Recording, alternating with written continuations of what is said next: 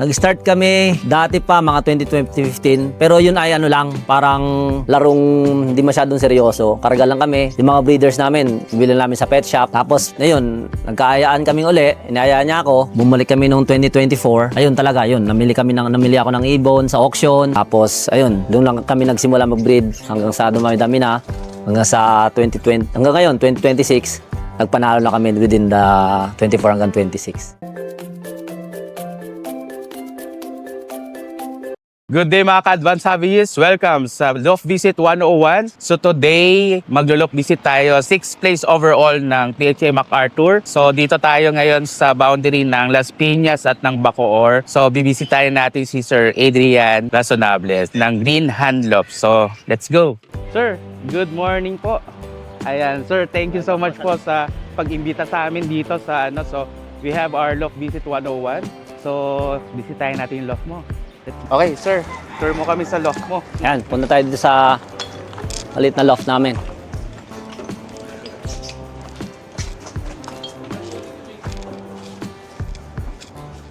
Yan, champion bird namin. Si Blue Arthur. Ayan. So ito yung mga breeders mo.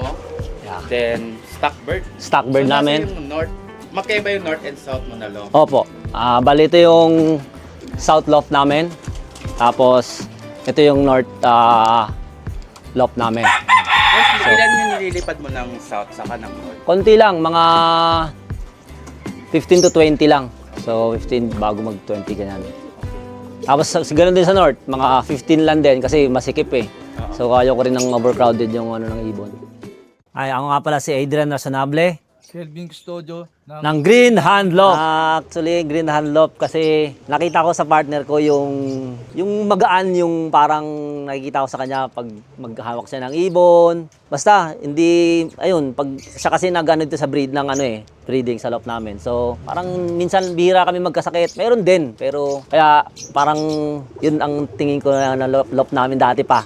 So, yun ang dahilan. Kaya parang magaan siyang kasama.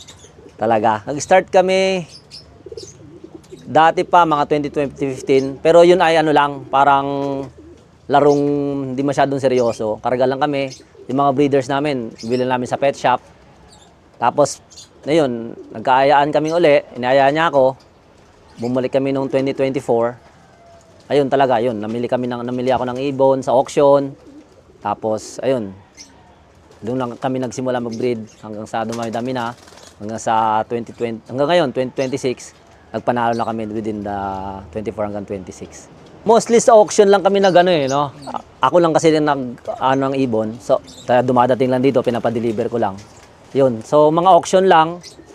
Tapos, lately, yun, namili ako kay Tony Vega, kay Dennis Padon, kay Joe Butso, ano pa ba? Mga Tony Medevera, ayan yung lately kay Mang Tom. Tapos kay Sir Tommy Hornillos, may nakuha rin ako dalawang ibon. Tapos saan pa ba? So madami pang iba, mostly din sa auction. Bali, ayun, kasama rin pala doon si Ken Reyes, nakakalimutan ko, Ken Reyes. Bali, ang sire nun kay Ken Reyes ang doon ko nabili yon. Tapos cross ng Tony Vega lines.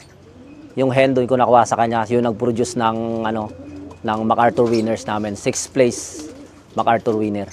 Masaya naman na may halong nervyos na ano, na di malaman din eh. Kasi pagkalapang ng ibon namin, talagang nandun na yung tuwa namin eh. Nakataranda namin yung pagkakuha ng ibon namin. Yan, pagkakuha ko ng ibon dito ay nandito pa yung mga stock bird namin. Ngayon, yung pagkakuha namin, pagka-clock namin, pagka-clock namin, dito agad na send sa number niya. Eto, nagalit, bayad daw sa kanya sinid. Eh, naano po kasi, nangangaba kami, baka makatok na kami. Tataranta na po kami. Kaya po, ganun nangyari. Buti naman po, naano din naman po namin, nakaklak din namin naman sa maayos. Bali, unforgettable talaga. Tsaka, syempre, MacArthur eh.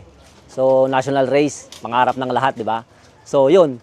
Actually, nagpapagawa ako ng ito, stock bird namin. So, lahat ng ibon namin, nilipat ko dito kasi dito yung MacArthur namin, nakapwesto siya eh. Lahat yan, nilipat ko dito, nagpapagawa, magulo dito, nag-aabang sila doon. Tapos kagigising ko lang, punta ako doon sa ano. Tsaka dumating yung ibon. Sarado pa yung trapdoor namin dyan eh. So, hindi namin alam nung gagawin. Kasi parang may sunog, may nagpupukpok dito, basta may gumagawa. So, magulo. Magulo yung ano. Tapos ako nga, pag ganun-ganun ako, patakbo-takbo ako, wala naman akong ginagawa. So talagang na-pressure kami kasi pa-cut off na eh. So pero siguro matagal pa naman, nag-speed pa ng 523 yung ibon namin eh. Tapos, di ito na, sinesend, kinaklak na namin, sticker, ang hirap matanggalin, yung sticker, napakadikit. Tapos, ano namin dito, ang masama pa nun, pag-send nila, sa cellphone ko pa, sa number ko pa napunta yung text. Sabi ko, ba't na sa akin yung sinend? Sabi ko, kaya ulit na naman kami. Nagpunta lang ako, tinawagan naman si Boss Nelson Chua. So, si Sir Prince Calvin, kung binigyan na kami. Kasi nagbago na sila ng number eh. So, kinonfirm naman kung saan si send. Kinuha yung number, sinend yung pangalan. So, ayun. So, kasunod nun, biyahe na kami ng, tawag dito, showbird sa PHA, Maine. Ayun. Very forgettable moment. Wala naman sa ano eh. Talagang, doon lang kasi available yung magagawa. So, wala lang sa plano din. Wala lang sa plano talaga yun. Siguro, bigla lang din. Kumbaga, hindi mo ba in-expect na darating talaga yung ibon mo? Hindi namin expected eh. Siguro, ang expected ko lang, mga 60% lang. Kasi, nung hapon, nung mga 2 days before ikikarga siya, ano na siya eh. Pag tumuka siya, medyo papili na lang siya. Pag binibigyan ko siya ng SAF, mga hemp seed, siyempre, normal na binibigyan natin. Pag ganun-ganun na lang siya, pa isa-isa lang yung tuka niya, tadapo siya, bababa, ganun. Kasi may ano rin siya eh. May itlog, naglilimlim din kasi yun eh. Yung pares niya, bali, kak kasi yun. Yun, pag ganun-ganun lang. Kaya sabi ko, parang hindi yata uuwi ito eh, sabi ko. Pero ang nanotice ko sa kanya, magaan yung ibon namin. So sabi ko, pero okay din kasi magaan siya eh, hindi siya mabigat. So kahit na-stuck siya na nag-antay siya na matagal for loading, medyo nandun pa rin yung ano kasi tinos namin siya eh. So, ayun. So, kumusta man na yung condition ng ibon nung nakauwi yung ibon? Oy, pag uwi ng ibon, hindi siya durog na durog. Hindi pa siya talaga, malakas pa siya eh.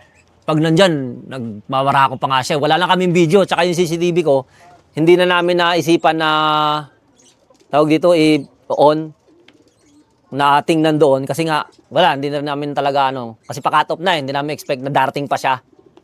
So, yun. Tapos, yun, lang siya. Malakas pa siya nung dumating. Ayun, bali preparation namin. Kasi yung ibon na yan, SDR yan ng sa FPR club, yung mother club namin, FPR. Kasama yan sa So, bali, finisher siya ng Masbate. Finisher na siya ng Masbate. Tapos, bali 4 days siya yung Masbate lap namin. Nakauwi siya ng 4 days siya bago nakauwi. Kaya, titinabi ko talaga siya for MacArthur. Tapos, ayun, minotivate namin siya. Toss. Tapos, syempre, vitamins din. Everyday low fly. Tapos, yun, nagdadagdag lang kami ng SAF. Tapos, yan, mga vitamins. Yung normal lang din kasi wala na akong maisip din eh. Kundi ganun lang din yung So, toss lang. At saka, sabi ko lang sa kanya, sa partner ko, i-apply mo lang lagi. Tapos, ito tinotoss namin. Sa bandang dito, papuntang Quezon, dyan sa Lipa, ganyan, Batangas. Hindi lang siya matigilan ng taba. Yun. Para, yun nga, iniisip ko kasi siya na pag bubigat siya, mahirapan siya kasi ang layo eh. Masbate lang siya eh. So talagang believe din ako sa ibon na to eh. Talaga, Masbate almost, Masbate siya. Tapos kalahati. Manila, Masbate. Tapos MacArthur, halos kalahati nililipad niya eh. Kaya talagang magaling yung ibon din talaga. Yun nga, itong para namin na FPR, si Kurama. Yung training po yan, yung kwento po yan, kasi yung training po niya, ng San Pablo pa lang, wala po yan. Kinabukasan po siyang umuwi. Ayun, nung kinabukasan niya po na yun, wala na po siyang buntot. nabukasan po siyang muli, wala na pong buntot. So, yun po, tinigil po namin ng mga ilang linggo po bago ikarga. Pero dapat, di nataga namin dapat ikakarga kasi wala na kasi dapat, wala kasing buntot eh. Eh nag-alala kami ng tito ko, eh sabi naman na yun to, naka-YB yan, sayang naman. Buntot lang naman lang nawala eh. Ayun, yung pagkati ng fundraise, doon na namin ano siya, ikinarga. Ayun, yung pag ano, uwi niya, ang kulat ng uwi niya eh, puro siya 700 lang. Yun, hanggang sa pag-derby. Eh ito si Masbati, smash na. Yan, sa awa naman ng Diyos, napaklak kami, pangatlo kami na nag-clock sa live.